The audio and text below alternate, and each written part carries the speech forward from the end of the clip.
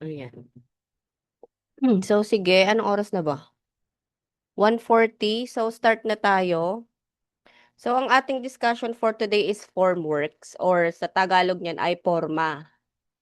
Uh, Basically, ito, basahin natin. Formwork is a mold including all supporting structures used to shape and support the concrete until it attains sufficient strength to carry its own weight. So, syempre, pag magbubuhos tayo, kailangan ng forma. Kasi kapag magbuhos ka ng konkreto, syempre liquids, medyo liquid yung concrete na hindi naman masyadong liquid pero mixture siya ng semento, water, graba, 'di ba? And 'yun, tatlong 'yun. Cement, gravel, sand and water. So medyo hindi pa siya solid. Kaya kailangan natin ng forms or formworks or sa Tagalog ay forma para kung sakali man ang ating poste ay rectangular or square, ay mapoporma siya na square siya.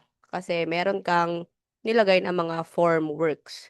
Kasi kapag ilagay mo lang kaagad yung konkreto dyan ay magkakalat lang yan, di ba? Pero na lang kung sa slab, yan, pwede pero yung slab is meron pa rin yung ano ha, may formworks yan sa gilid, syempre kasi, ano yan eh, kailangan ng limit or ng, tawag dito, mer meron tayong yung pinaka ano niya, stopover niya para kung hanggang saan lang yung slab na bubuhusan. So yan, used to shape and support the concrete until it attains sufficient strength. So makikita nyo naman yan sa construction, kapag magbubuhos, yan, mga ganyan ang nagiging itsura ng forma. So layout muna natin ng bakal, and then kapag may layout na ng bakal, lalagyan na natin yan ng formworks. Tapos, after yan, pwede nating buhusan ng konkreto. Okay? Next. Formwork is commonly made of, ito yung sinasabi ko nga, steel and timber. So, karaniwan kapag forma or yung pinaka-layout ng ng popormahan mong poste, timber yan. Ang steel is mga scaffoldings. Okay? Timber formwork. So, yan ang example ng timber formwork. Ito, pure timber. Ito yung poste na sinasabi kong may forma. Ayan. So, may plywood ka dyan at meron ka mga rough lumber dyan. Yan. And then, ito naman sa beams. So, kailangan mong pormahan yan. Kailangan um, talagang naka-fixed yan. May mga nails yan para hindi hindi lumabas yung konkreto kapag buhusan nyo yan. And kapag sa steel naman, ganito. So, yan. Ito ang atake kapag steel formwork. Kaya puro na yan metal gamit niyan. Pati yung pinaka-support, vertical supports niya ay steel ang gamit. So, medyo ano to, medyo mahal kapag steel formwork. Kaya sa Philippines is a combination of timber and steel. Okay? Forms for concrete construction. So, ito naman sa concrete construction, yan, kapag konkreto, ayan nga sinasabi ko, kunyari sa parking or walking area, ayan, meron tayong mga forma dyan sa gilid para meron tayong kung hanggang saan lang yung bubuhusan natin. So, pag wala yan, buong kalsada mabubuhusan ng semento. So, kailangan talaga ng formworks. Okay? And then, ito naman sa stair. Yan, sa stair, meron din yan. At sa mga gilid, okay. So, pag-estimate naman ng mga ganyan is commonly perimeter lang naman ang kailangan natin dyan. And then, i-divide natin sa laki ng plywood. Later, alamin natin kung paano. So, perimeter, madali lang ang perimeter, okay? So, kahit nung high school tayo, diniscuss na kung paano kuhain yung perimeter. So, plywood as form has the follow. has the following advantage. It is economical in terms of labor cost. It is lightweight and handy. It has smooth surface which may not require plastering. Oh, yan din. Kasi kapag may forma ka, minsan pag tanggal mo yung forma, medyo smooth na siya, di ba? Kasi kapag smooth na, hindi mo na kailangan minsan i-require ng plaster kasi medyo makinis na siya. Less consumption of nails. Oo. Kaunti lang ang magagamit nating nails and ease of assembling and disassembling. So yan, kapag matuyo na ang forma, pwede na natin siyang i-disassemble and available siya palagi sa market. Okay? So sa pag-disassemble, syempre, minsan nagagamit pa natin yung ibang mga plywood dyan. Hindi ko alam kung binibenta ba ulit or what, pero dito sa yung if ever man dito sa inyo or kung may magka-experience kayo, yung iba ginagawa nila munang lamesa or upuan, yan. Sakaling hindi nagagamitin sa ibang construction. Plywood is manufactured in various thickness ranging from ito yung mga thickness ng plywood ha. May 4 mm, may 6 mm, 12 mm, 20 mm, and 25 mm. So 25 mm medyo makapal na to, 1 inch yan. With the standard commercial sizes of 0.9 by 1.8 meter and 1.2 by 2.4. So, ang common na nagkikita ko sa market is itong size na ito, 1.2 meter by 2.4. Parang kapag in English is 4 by 8 yan eh. Parang 4 inch by 8. Okay? 4, hindi pala inch. Feet. 4 feet by 8 feet. Yan. So, what is the difference of plywood and lumber? So, plywood is a lumber. Lumber just refers to wood, while plywood is a lumber product that is made by gluing layers or plies of thin pieces sheets of wood together. So, pag sinabing lumber, kahoy, di ba? Pero, ang plywood is isa siyang product ng kahoy. So, alam naman natin ang itsura ng plywood, di ba? So, siyang parang sheet, may isang malaking sheet na sheets of wood na pinagdikit-dikit para kumapal. Okay, so anong pinagkaiba ng plywood at plyboard? Plywood is thin layers of wood peeled off a log, glued together. So, and dried under pressure. Ibig sabihin ng plywood, mga thin layer siya ng mismong wood na peeled off and pinagdikit-dikit para ma-reach mo yung gusto mong thickness. So, talaga siyang piece of wood talaga siya ang plywood. While ang plyboard naman is made from wood chips. Pag sinabing wood chips, yung medyo parang durug-durug na, parang cork. Alam niyo yung takip ng wine, cork board, yan. Parang gano'n na siya, parang chips coated with glue and dried into the board shapes.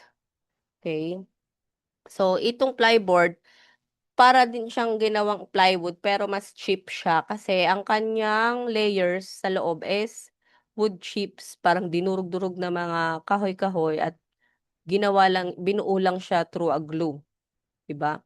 Plywood is stronger, water resistant with the right glue and more attractive to look at whether painted or stained.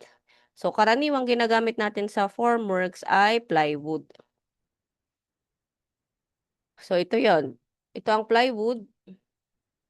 Ito naman yung plyboard. So, pag mapapansin nyo sa plyboard, ayan, meron siyang thin layer ng wood sa external, pero yung medyo loob niya, may palaman siyang board or cork board. Yung medyo, kumbaga, pag ito ay ma-sink nyo or kung ito ay mabasa, pwede siyang madurog. While kapag ang plywood, pag mabasa, hindi siya madudurog kasi ano siya, kahoy siya.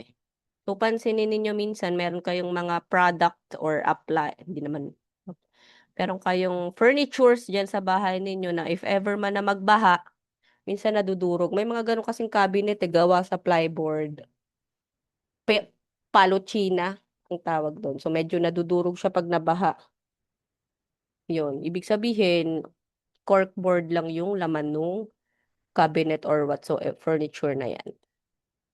So, sa formworks ito, para sa ating column, formula in finding the materials for square and rectangular column forms. Okay? So, ito yung perimeter na formula. P is equal to 2 times A plus B, open and close parenthesis, plus 0.2. So, ito yung ating pinaka-general formula for column. Okay? So, P is a lateral perimeter of the column. Okay?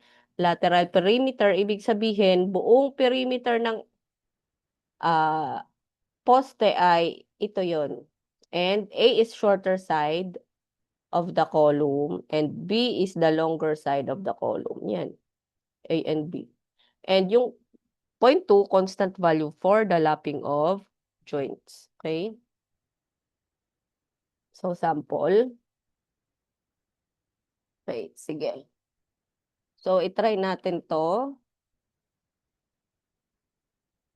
Okay, wait lang.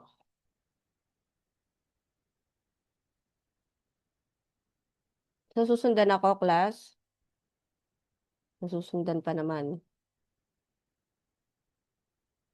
So, yan. Dito sa sample, meron tayong ang ating cross-section ng column ay 4 by 6. Ibig sabihin ng cross-section, yung ano niya, sukat ng poste nyo. So, sa inyong case, kung ano yung sukat ng poste ninyo. So, dito, medyo malaki, 0.4 by 0.6 yung cross-section. And yung height ng ating poste ay 5 meter. So, solve for the lateral perimeter. So, ito na yon. So, yung general formula natin, which is yung P is equal to 2A plus B plus 0.2. Okay? So, yan, para kukopyahin ko lang ito. So, dito, ito yung ating A, ito yung ating B. Okay? So, for that, 2. So, ang ating A is 0.4. 0.4 plus 0.6. Tapos, ita-times natin siya sa multiplier na constant na 0.2. So, ilan yan? 0.4 plus 0.6 ay 1 times 2 is 2. 1 times 2, 2 plus 0.2, 2.2. So, tama. P is equal to 2.2 meter. Okay? So, next, multiply the height and the number of columns to get the lateral surface area. So, for this, ang pieces natin ng column dito is 10 pieces. Okay? So, yung area niya times height. So, makuha mo na yung area by multiplying the P ng perimeter nito times yung height niya. Okay? So, finding the area is P times height. Okay? Times kung ilang column siya. Number of columns. Okay? So, for this, ang ating area ay P is yung 2.2 meter times yung height niya is, ano yung height niya? 5 meters. 5 meters. So, sa inyo, kung ano yung height ng inyong, ng inyong per floor, times kung ilang poste daw, 10 pieces. Okay? So, area is equal to 2.2 times 5 times 10. Anyone? Ilan? Hello? Anyone? May kalkyo kayo dyan? 2.2 times 5 times 10. 110 po. Ayan. 100. So, 110 meters squared. So, yan ang ating area. So, ngayon, i-divide natin siya ngayon sa area ng plywood. So, dito, divide area by 2.88 to get the number of plywood. So, saan nakuha yung 2.88? So, based sa ating commercial size ng plywood, consider natin yung 1.2 meter by 2.4 meter na plywood. So, pag bibili ka kasi ng plywood sa market, ganyan yan. So, ito yung 1.2 meter, ito yung 2.4 meter. So, syempre, kuhain mo yung area ng plywood na yan, ilan? 1.2 times 2.4. 2.88. So, ito yan. Diyan galing yun. So, ibig sabihin, yung nakuha nating perimeter na ganito kadami, i-divide mo lang ngayon sa um, isang plywood, area ng plywood, para makuha mo yung pieces. So, ngayon, i-divide mo na ngayon yung area na yan, 110, divide mo ng 2.88, isang piece lang to ng plywood, okay? Kaya, ilan yan? 110 divided by 2.88. Anyone? Ilan? Hello?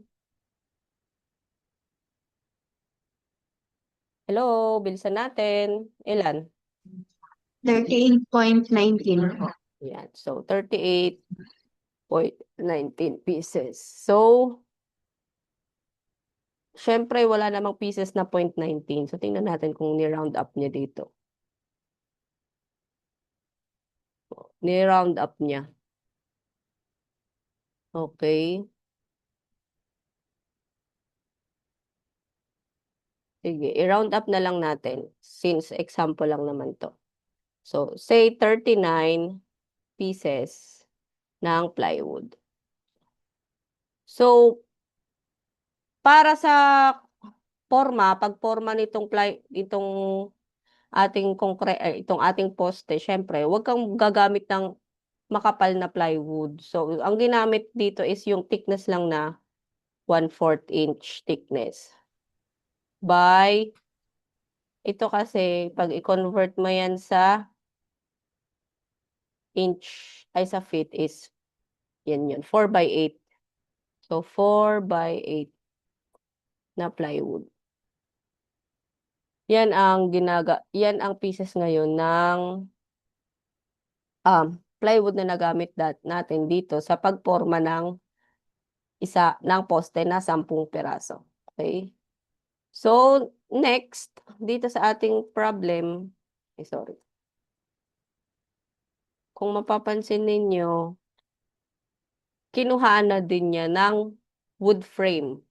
Solving the 2x2 wood frame, multiply na daw siya ng 29.67 board foot. So, itong 29.67 na board foot, this is from the table ni Fajardo, which is, syempre, kinompute niya yun, pero hindi niya inano ang tawag dito, hindi niya na diniscuss kung paano niya na-compute. So, para makuha mo, multiply mo daw yung pieces ng 29.67 para makuha mo yung buong board foot na ginamit. So, what is this 2x2? 2x2 na wood frame. So, kung mapapansin ninyo, if ever man i-drawing natin yan, ito top view to Hala, 10 minuto na lang. Ito top view ng, ng poste. So, ito yung kung sakali, ito yung inyong plywood. Okay? Ngayon, syempre, para tumibay yung plywood, kailangan mo yan ngayon ng lagyan ng board o pinaka-vertical support. So, ito yon mga vertical support niya.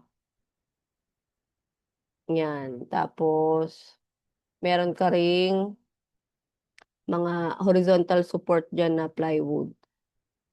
Diyan, nakalagay. Pinaka-bracing niya. Okay? Yan. So, yan. So, base kay Fajardo, para makuha mo kung i-drawing mo kasi yan, kung i-drawing mo yan ng side view. So, kung ito yung poste mo. So, ito yung sorry. Basta, ito yung pinaka-vertical support mo. Ito yung mga 2 by 2. Okay? Tapos, ito yung mga horizontal support mo. Kung ilan man yan. Para, kung sakaling buhusan mo yan ng konkreto, hindi mabubuwag. Okay? Ito yung sa isang side lang, ha? So, 4 na side yan. So, ganyan yan. So, meron na naman dito na vertical support yan, pa ganyan. Okay? Yan. So, parang ganun. Tapos, so, kwadrado yan. Nakakwadrado yan. So, yan. So, ganyan. Parang ibinaks mo yung inyong, meron din dyan. Ibinaks mo yung konkreto kasi dito siya bubuhusan. So, yan. So, ang multiplier niya dyan daw for the board, for the lumber na 2 by 2, 2 inch by 2 inch is 29.47. Tama ba? Ah, sorry, 67 pala. 29.67. So, sige, multiply natin yung 39 pieces. So, ayan. For lumber. Calc for lumber. Rough lumber. So, 39 times mo ng 29.67, ilan? 39 pieces times 29.67 is 1,157 point, ilan yun? 13 board foot. So, board foot kasi ang kailangan. So, parang summary, lahat-lahat. Yan, 39 by 20 times 29. So, ito yung magagamit mong board foot ng rough lumber para sa poste na yan. Tingin, ayan, 1,157 board foot. Oh. So, tingnan muna natin kung ilang ano na to. So, 6 minutes na lang. So, yun, nagets ba? For computation ng column. So, sa case ninyo, syempre, kukuhain ninyo yung pare-parehas na cross-section and kung ilang pieces yon. Okay? So, kunyari, C1. So, ilan ang C1 nyo, ilan ang C2 nyo. Okay? And then, compute nyo yan sa height. So, ito walang problema kahit ground floor to siguro hanggang roof beam, gawin nyo na. Walang problema yan. Kasi kahit i-sum up nyo na lahat ng floor, wala namang problema yan. Okay? Itong ano, itong 29.67 na ito later, gagawan ko rin kayo ng ibang way para makompute to kasi baka yung iba is hindi, parang hindi tiwala sa value na to. So, may isa pang way para makuha natin yung board foot ng wood frame. Okay, so for dito naman sa circular column, so same, kuhain mo yung circumference ng isang column and then i-multiply mo siya sa height. And then, i-multiply mo siya sa number ng columns at makukuha mo na yung tapos i-divide mo sa pieces ng isang plywood. Okay, yung 2.88. Makukuha mo na yung number of pieces ng circular column. So, ito, hindi na tayo mag-example dito kasi hindi naman common ang circular na column eh. So, sa ating residential, ang common is yung mga rectangular or square. Okay? Ito naman sa beam and girder. Later, discuss natin ito para naman to sa beam and girder. Mapapansin ninyo, 0.1 lang, yung constant lang yung nagbago. Diba? Dito is column is 0.2 ang constant. Diba? 2AB plus 0.2. While dito naman sa ating beam, 0.1 lang ang constant natin for lapping joints. So, ito yung sinasabi ko na table, board foot of wood frame for column and beam per plywood form. So, ito yon yung 2 by 2 kanina, para sa 1/4 lang yun. Okay? 1/4 na thickness lang yun or 6 mm. Yun yung 29.67. So, ito yon yung 29.67 na nakuha natin dito. Dito galing yun. Okay? So, pag 2x3 na ang ginamit mong rough lumber, ito naman ang multiplier mo, 44.5 para sa poste. Para sa biga, 37.6. Okay? Record. Pwede ba mag-record? Ayan. Ayan. So, yung mga lumber na yan, rough lumber. So, rough lang. Kasi, pang ano lang naman eh, pang suporta lang sa ating forma. So, itong pinakagitna, ito yung plywood. Okay? Yung plywood. So, ito yan. Ayan, yung lumber. So, ganyan lang siya. So, pinaka-support talaga siya sa mga forms natin. So, 2x2, minsan 2x3. Kapag malaki yung poste nyo, so kung sa tingin ninyong hindi kaya ng 2x2 lang, 2x3 ang ginagamit ng iba. So, since sa inyo is medyo maliit lang naman yan, advice ko siguro 2x2 kaya na yan ng inyong forms. Ayan. So, yon may circular form kanina. And then, ngayon proceed tayo sa, ano to. So, ito, kung mapapansin nyo to, ito. Ayan, sa actual, ayan, yung sinasabi, ito yung mga roof lumber. Tapos yun yung plywoods, okay? So, ito, may roof lumber yung sa beam naman dyan, meron din yan, support. And then, yung mga horizontal na, ah, o ito pala yung horizontal, so, horizontal na supports and vertical supports. Okay? So, next is,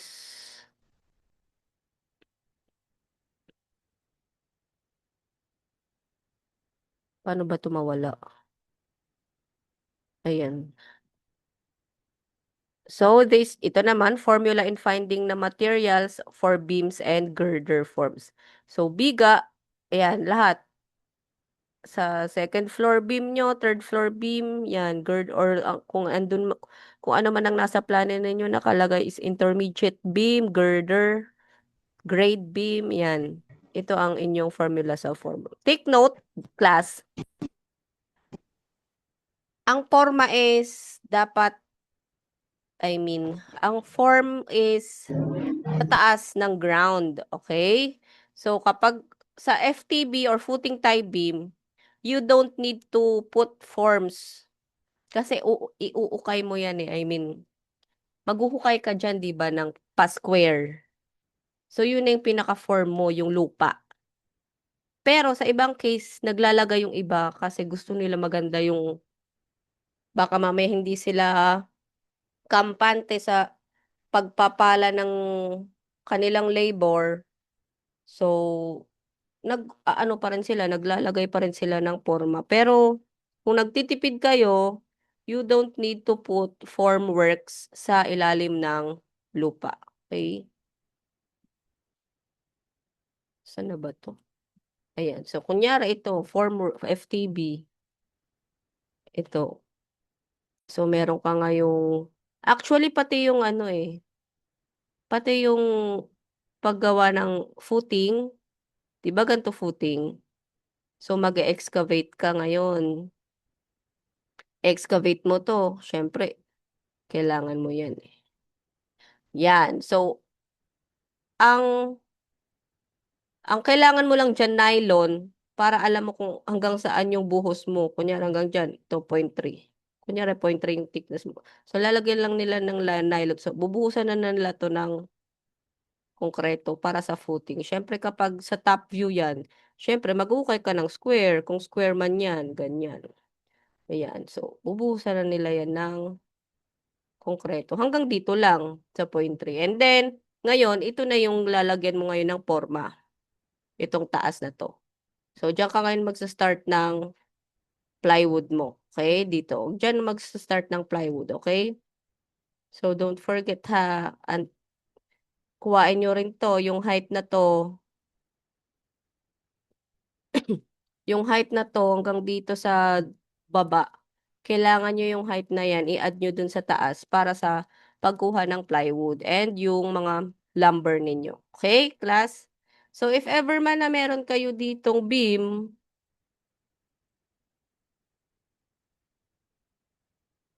footing tie beam dito, dyan. So, dito yan eh. Kunyari, ito yung footing tie beam ninyo. Pag ganun. So, dito, pwede kang tatambakan mo rin naman kasi ng lupa eh, di ba? Kapag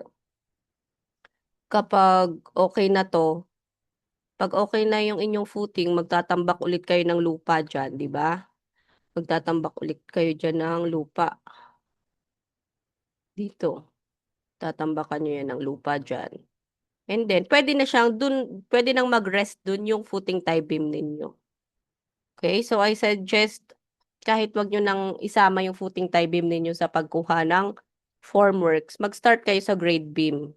So, start ng GF. Okay, GF.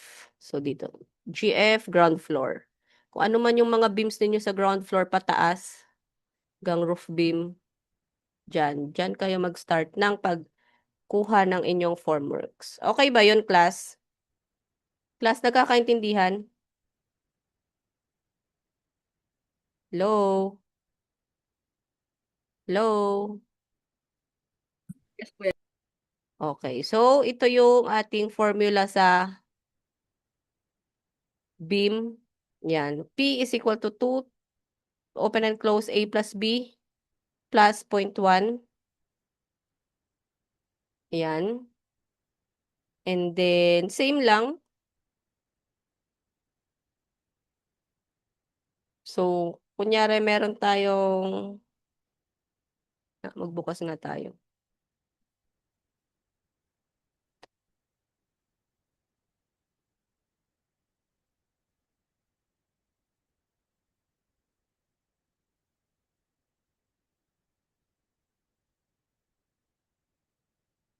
Wait lang, magbukas tayo nito.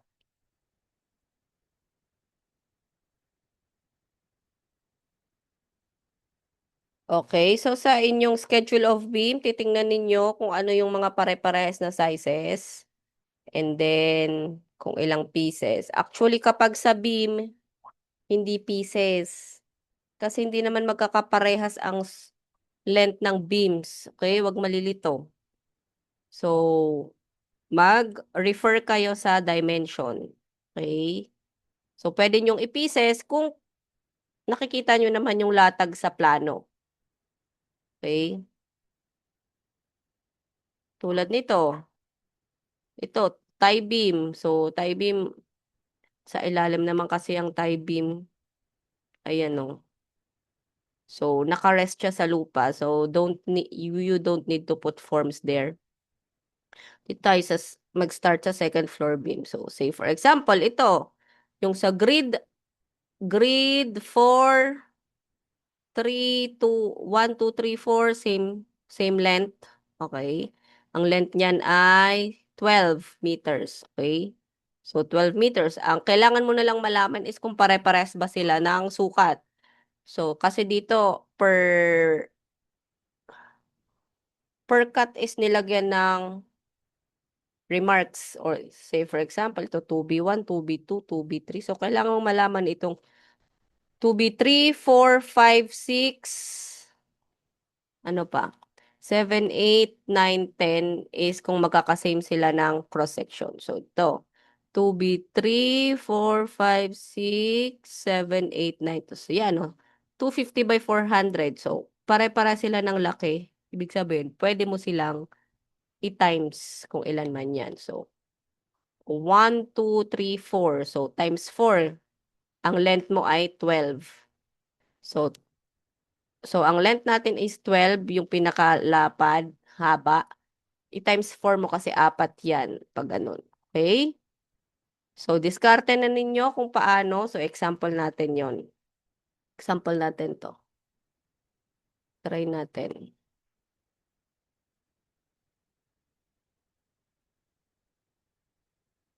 Ayan. So, 4 beams. Okay. So, napunta siya saan? Nawala. Mm. Mm.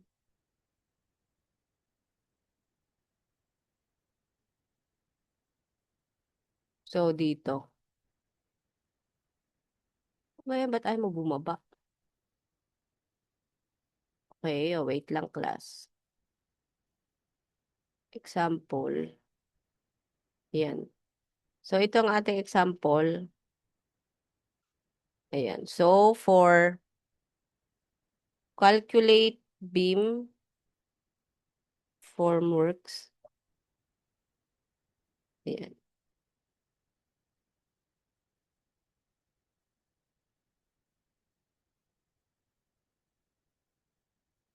So, syempre, ito yan. Tingnan natin kung kaya ng dilaw. So, ito yun. E di, ayaw pala. So, hindi siya nakikita. Anyway. So, kailangan nating anuhin. Ulayan. Ay, pangit. Wag na. Masisira. So, for beam under beam, ay. So, kayong bahala na sa notebook ninyo kung paano kayo naman, kung paano ninyo magigets. So, ako ilalagay ko kunyari beam from along pala. Beam along grid. I-grid ko na lang. Grid 1, 2, 3, 4. Grid 1, 2, 3, and 4. Yan. So, may same size siya na 250 by 400. Okay? And then, ang kanyang length ay 12 meter. So, yan. Makukuha mo na. By this formula, di ba? Perimeter. P is equal to 2 times ito. 0.25 plus 0.4. Tama ba? 400 ba yun or 450? Let's check. Ayun, nagkaiba-iba pala class. So, may 250, may 400, 250, 450. Okay, so hindi pala sila magkakasame. So, just for the example, class, isi-same ko na lang siya ha, example lang naman. So, kung nakanino man itong plano na to, make sure na kung ano yung mga pare-parehas na sizes, yun ang pagsasama-samahin nyo, ha? But for the sake of example, isi-same ko na lang siya na 400, okay? So, 12, length 12. So, this is number of pieces. Since 1, 2, 3, 4. So, 4 pieces yan. Okay? So, yan. So, at ang ating perimeter ay plus 0.1. Okay? Plus 0.1. Okay? So, by solving sa calcu, direct nyo na lang input sa calcu. 0.25 plus 0.4 times 2 plus 0.1. Okay, so may 1.4 meter ka na perimeter. I-times mo ngayon sa length. So, take note, length na tayo, hindi naman na to column. So, pag sa column height, so yung 1.4, i-times mo ngayon para makuha mo yung area. Okay? To get the area,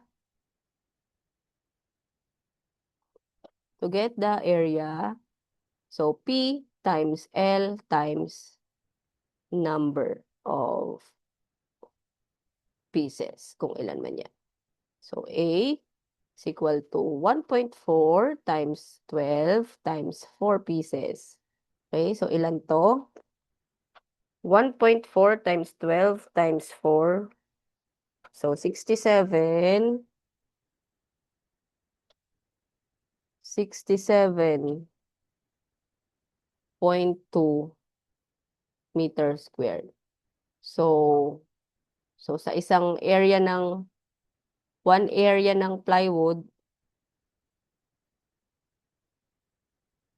is 2.88. So, i-divide mo ngayon yung area na yan. So, area is equal to 67.2 divided by 2.88. Ilan?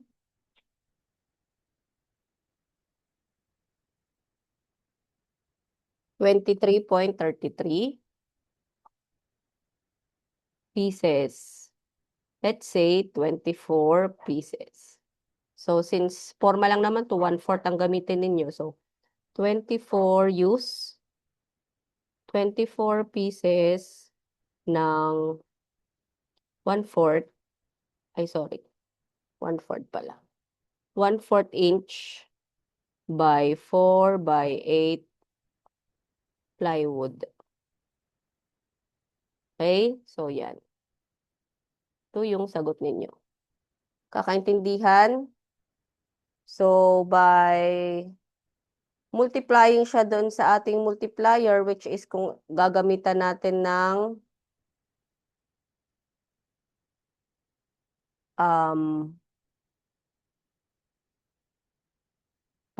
ng 2 by 2 na rough lumber para sa 1/4, imumultiply mo siya ngayon sa 25.06. Okay?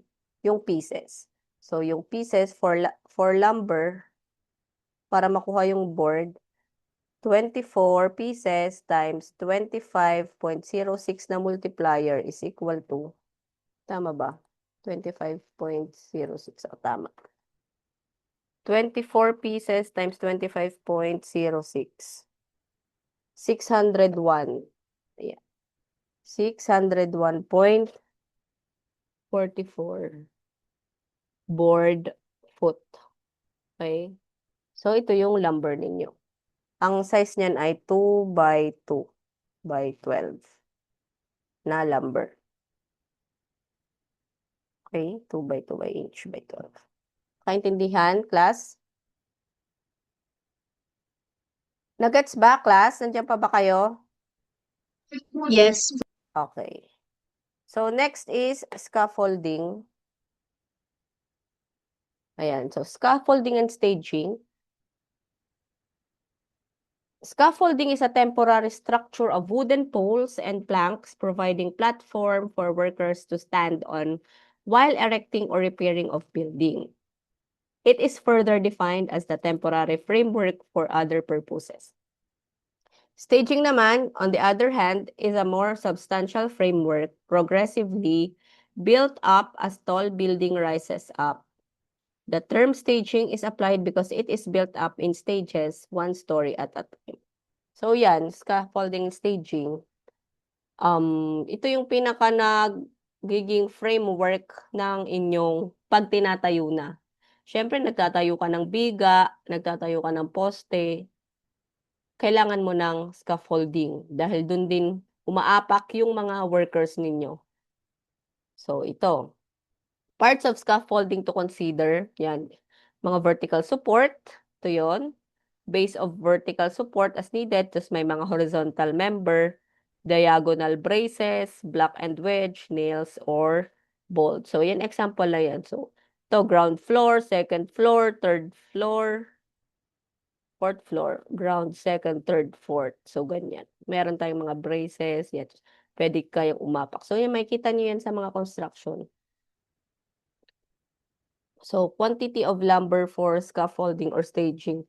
So, ito naman is, ginagamit siya for computing ng wood lumber para sa scaffolding.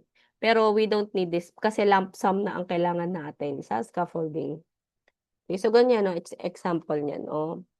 But we will not discuss this any longer kasi ang anyong ilalump sum lang natin yung inyong scaffolding para hindi na kayo mahirapan. Okay? Mahalaga yung alam ninyo yung pagko-compute ng formworks. So, ito yung example ng scaffolding yan. Pinaka, ano siya, support para sa lahat na. Okay? Ito yung kanyang top view kung makikita ninyo. Kasi sa ngayon, yung nowadays, ganito na yung scaffoldings, kaya lump sum. So, magrerenta ka na lang ng ganito sa isang, ewan ko kung saan, sa subcontractor or ganyan man. Ganito na yung nilalagay nila sa ano. So, hindi na natin kailangan mag-compute. Kasi ito, mga, ano to kahoy. Okay, so ito na yung ginagamit sa ngayon. Yan o, mga ganyan. Diba? Nagigets, naiintindihan niyo ako, class? Ganyan na kasi ngayon eh. Still na. So, nire-rent na lang siya. And then, ini-install pa rin naman yan. Pero hindi mo na siya kailangang computein. Kasi, ano na siya, i-assemble mo na lang. Install and assemble. Okay? So, ito yung sinasabi ko na isang way para makuha natin um, yung board fit ng isang rough lumber. Kapag ayaw nyong gamitin itong multiplier na to. Okay?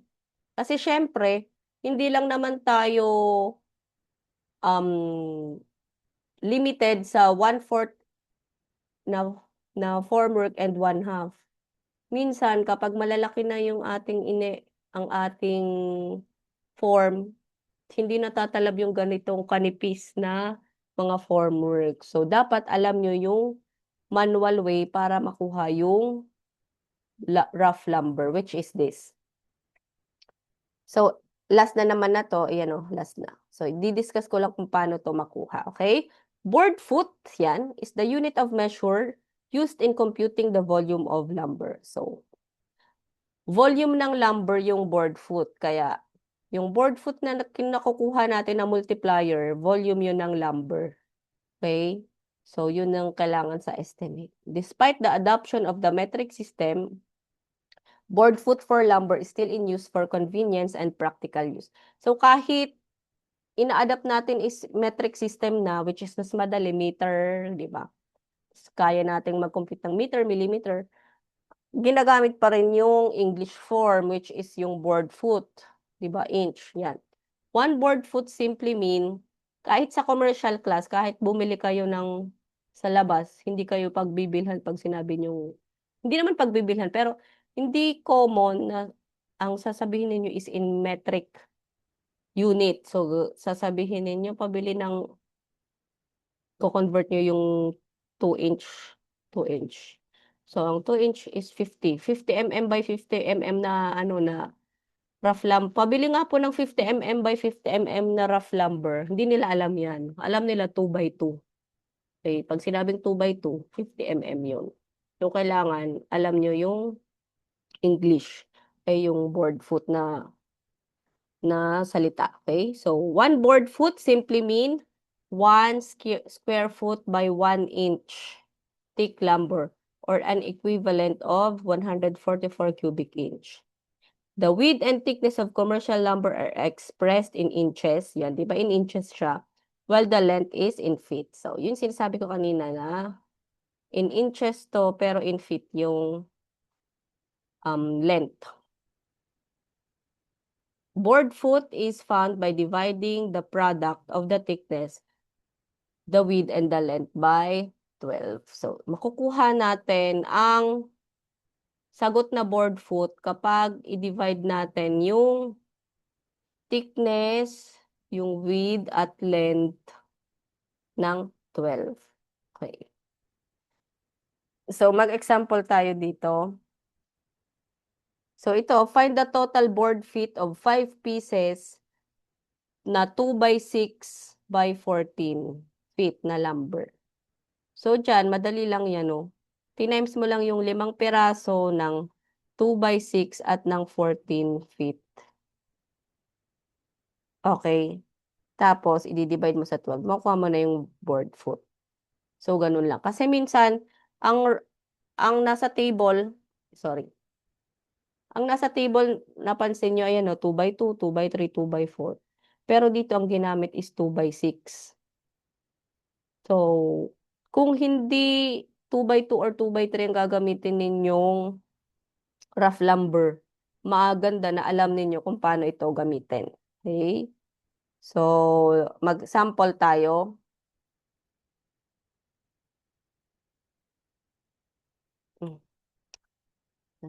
Yan. So, mag-sample tayo dito. So, mag-example tayo dito ng,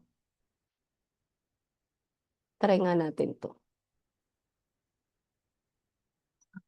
Ito. A reinforced concrete building has 9 columns. 1, 2, 3, 4, 5, 6, 7, 8, 9. 2 by 3 and 2 by 2. Okay? So, determine the required scaffolding under the following specification. So, ayan. So, i-try natin to, class. Para mag-gets ninyo.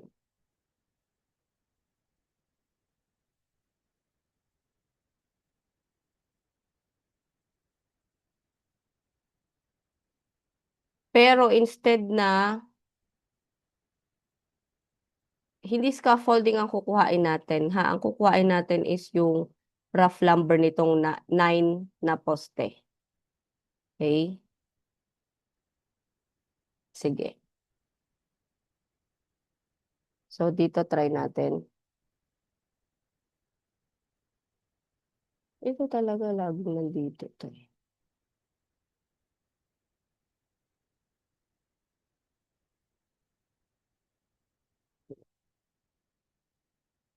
So, here, find, lagay natin,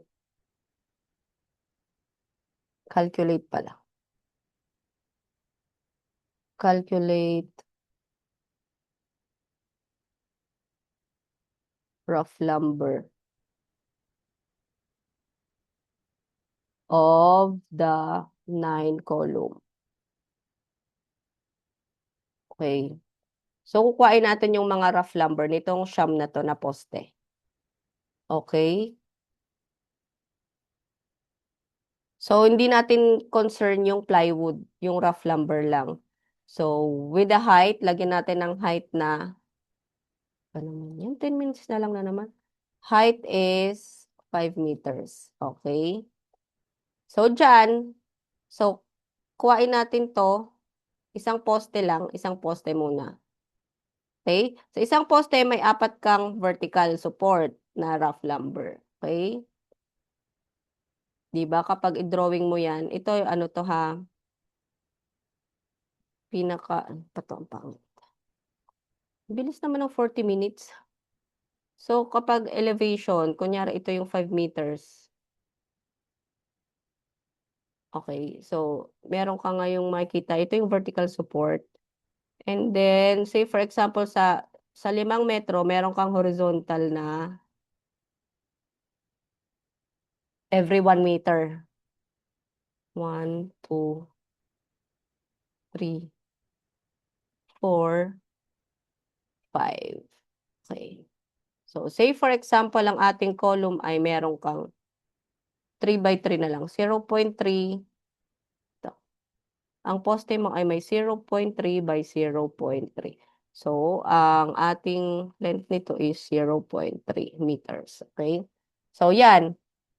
So, for rough lumber na ganito, ang ating vertical, gawin nating 2 by 3.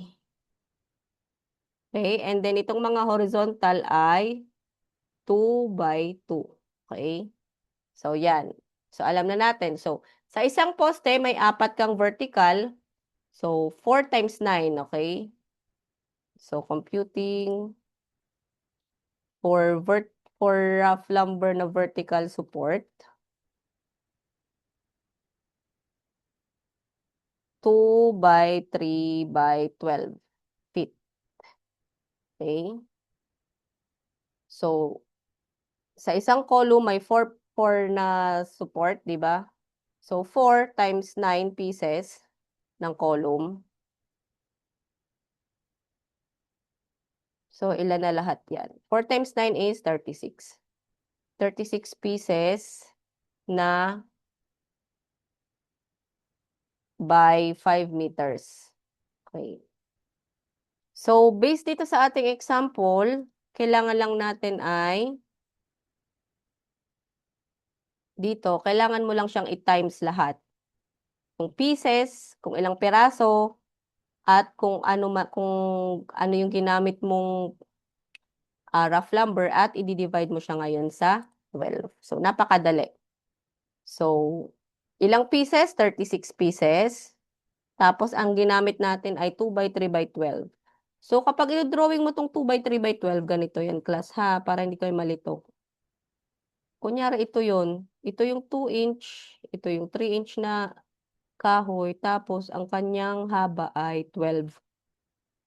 Ah, 12. Ito yung 12 feet.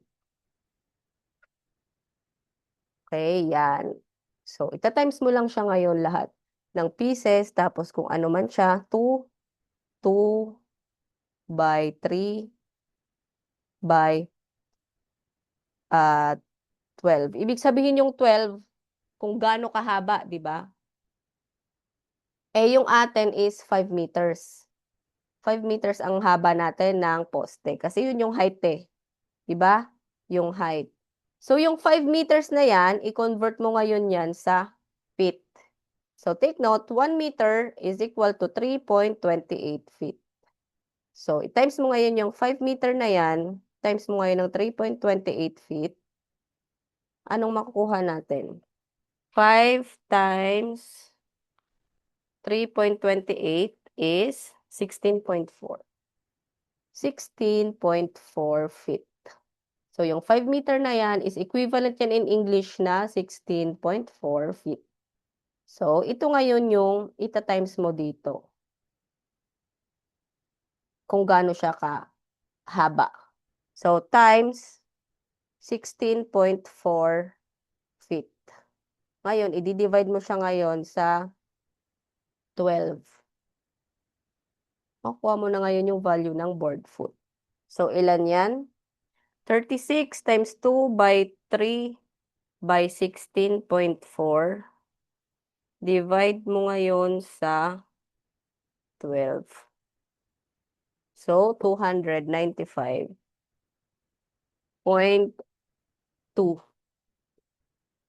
board foot.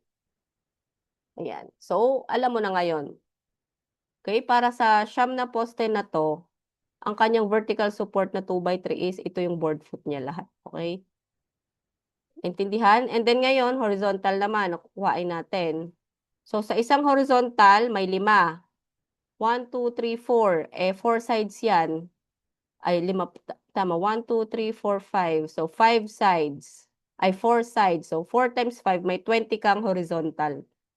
Okay? 20 horizontal. So, for horizontal support, using 2 by 2 by 12 feet. Okay? So, sa isang column, sa one column, kuhain muna natin yung pieces ha. Meron kang 5 horizontal members. Ika-times mo nga yun siya sa 4 sides. Para hindi ko malito. 5 members times 4 sides. Kasi, kwadrado diyan, di ba? 1, 2, 3, 4. 1, 2, 3, 4 na sides. Tapos, tigli-5 members doon.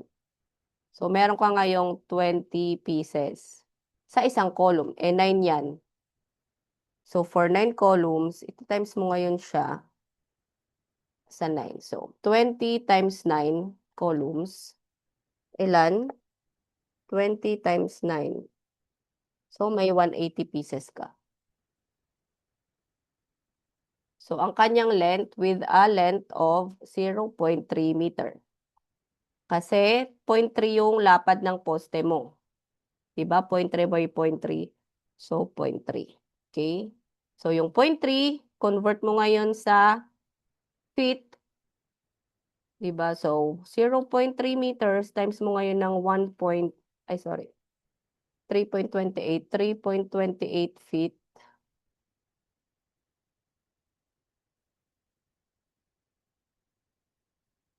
3.28 feet. So, ilan? 0. 0.3 times 3.28. Convert natin siya eh. So, meron ka ngayong 0.984 feet. Okay, so, yun na. Kukuha mo na yung board foot. Is equal to 180 pieces. Okay? 180 pieces times 2 by 2. 2 by 2 times kung ano yung length niya, which is 0.984 feet. I-times mo ngayon sa 12. So, yun na yung board foot mo. So, ilan yan? 180 times 2 by 2 times 0.984. Divide mo ng 12. So, meron ka ngayong 59.04 board feet.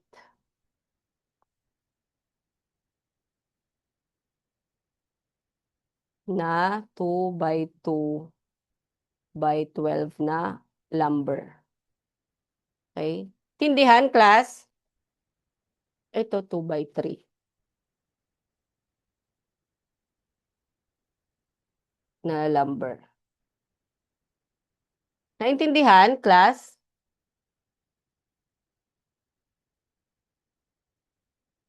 Ay, sorry. Naintindihan ba? Hello? Paano bumalik sa ano? Show me tape. Ayan. So, 1 minute na lang tayo eh. Oh. So, ganun lang. Para makompute ninyo yung board foot ng rough lumber ninyo, kung ayaw ninyo yung multiplier, ganun ang gawin ninyo. Mas madali yun eh. Okay, para mas ano. So, kapag sa beam, oh, madali na rin naman yung beam. Pinahiga mo lang yung poste. Ganun din naman yung, ano nun, atake. Okay? So, kung may questions kayo, kasi less than 1 minute na lang tayo, ano nyo na lang ako ha. I-chat nyo ako. Gagawa ko ng assignment for formworks. Dun nyo na lang i-upload